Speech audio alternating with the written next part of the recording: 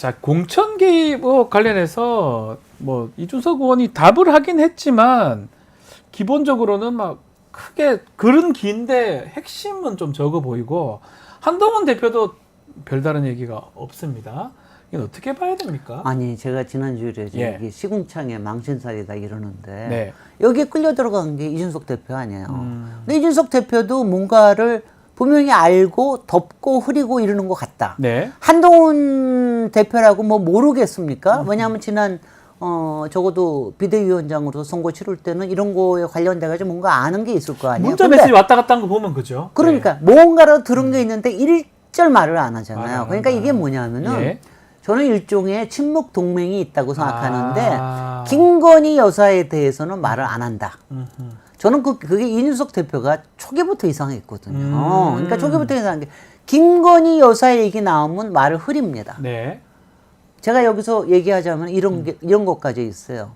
이준석 대표하고 여러 가지 결을 같이 하는 정치 평론가나 이런 사람들도 다 얘기하는 게 뭐냐면 예. 김건희 여사 얘기만 나오면 말을 흐려요. 아. 그다음에 건드리지 말라. 아하. 그러면서 또 건드리지 말라 이런 것뿐만이 아니라 뭐 어떻게 되려고 그래요. 네. 뭐 이러면서 위협하는 식으로 얘기하고 김건희 여사를 그런 거로 이미지를 만들어 버리는 거거든요. 근데 김건희 여사가 비선이면서도 그렇게 실세인지 아닌지는 모르겠으나 정치인이나 정치평론가는 그렇게 해서는 안 되죠. 이게 공적으로 어떤 일을 해야 된다, 안 해야 된다, 이런 얘기를 명확하게 할 수 있어야 되죠. 네. 그러니까 이준석 대표에 대해서 우리가 비판을 하는 건 뭐냐면은 여태까지의 행보나 이런 거 보면은 특히 젊은 개혁을 표방하는 보수 정치인으로서 적어도 본인이 아는 진실에 대해서는 국민들한테 설명하고 네. 본인이 거기에 얽혀 들어가서 뭐가 있다 하더라도 이거를 넘어설 수 있어야지 이런 식으로 돼서는 곤란한 거 아니냐. 네. 이거에 대한 게 있고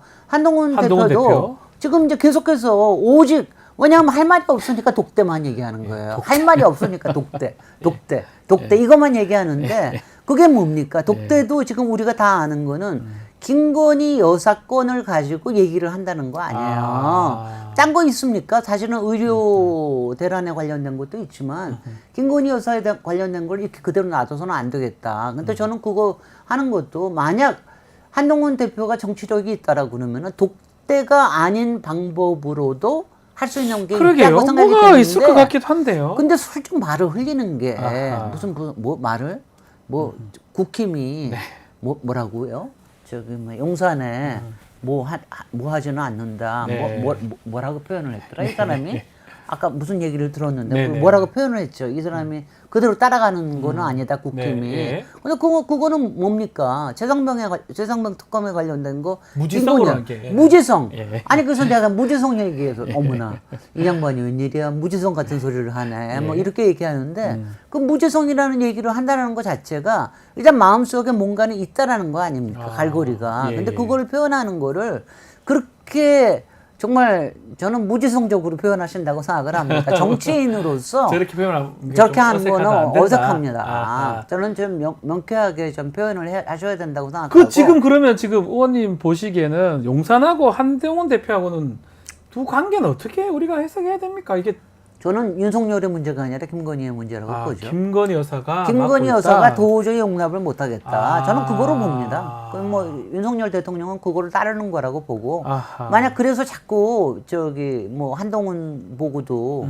김건희 여사 쫓아가가지고서 거기서 뭘 빌라고 그러는데 그게 말이나 되는 얘기예요. 그러니까 김건희 여사 왜냐하면 저는 이럴 때 제가 그래서 한심한 게 지금 김건희 앞에서 윤석열이든 한동훈이든 이준석이든 꼼짝 못하고 있는 거 아니에요. 도대체 뭐에 걸린 겁니까?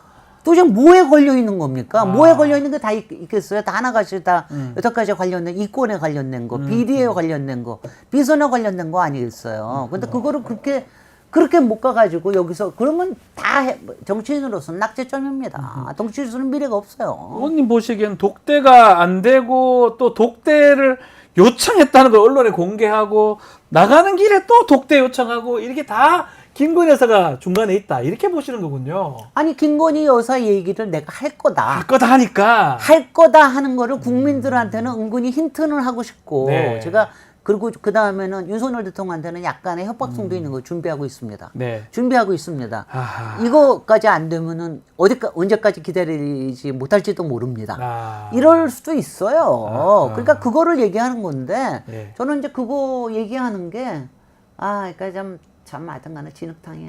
그러면 한동훈 대표가 어느 순간에는 좀 결심을 할 수 있을까요? 저는 결심하라고 그러는 거죠. 그 결심 못하면 예. 그러니까 정치인 한동훈으로서의 미래는 없다. 그러니까 그리고 제가 항상 얘기하듯이 정치인 한동훈으로서는 네. 윤석열하고 척을진들 꼭 다음 주자가 되라는 법이 있어요. 아하. 앞으로 창창하게 미래가 남아 있는데. 그러니까요. 더군다나 뭐 이준석 대표는 말할 것도 없잖아요. 앞으로 지금 이제 40대 들어왔는데 앞으로 창창한 미래가 이제 있는데 대통령 선거도 왜 가능하니까. 왜 이런 거에 끌려 들어가 가지고 본인의 왜냐하면 이거 국민들은 이걸 봅니다. 정치인들은 가다 네.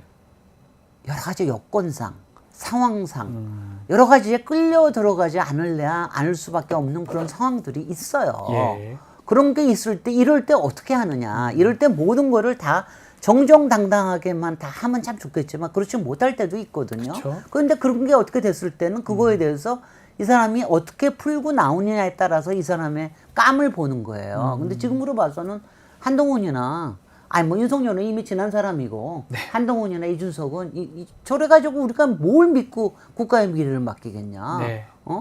이런 생각이 들죠.